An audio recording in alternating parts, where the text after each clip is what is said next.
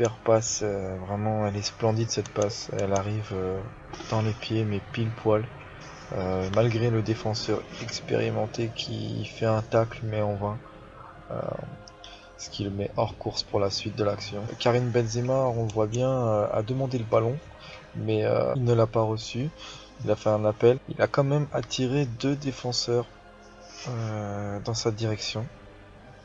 Ce qui a fait que Ronaldo s'est trouvé sans marquage, donc quasiment tout seul. Un défenseur ici qui est beaucoup trop loin et lui qui est en position défense et qui ne l'attaque pas, donc lui laisse assez de place pour faire une frappe quasi instantanée, quasi vraiment instantanée et vraiment magnifique la frappe. On voit bien la puissance, mais on voit bien le gardien n'a pas bougé, c'est dire la vitesse et la puissance de frappe. Pourtant ce sont des gardiens très entraînés, donc il est resté totalement figé.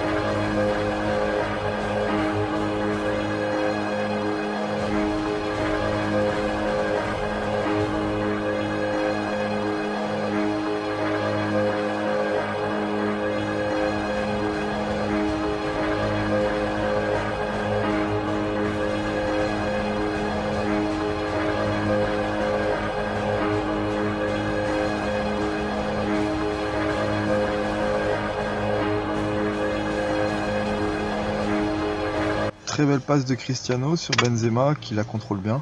Il tente un premier geste technique qui ne passe pas face au défenseur expérimenté qui ne se jette pas, qui est très lucide. Il oblige Benzema à tenter autre chose. Benzema qui change de direction et fait un petit extérieur du pied très bien, très propre, qui va arriver pile poil dans les pieds. Marcelo fait quelque chose de splendide. Le geste est vraiment très beau. C'est un geste propre, c'est un geste technique. On le voit bien, il fait une feinte qui va lui permettre de se débarrasser d'un défenseur. Le défenseur va partir dans la mauvaise direction, on le voit bien.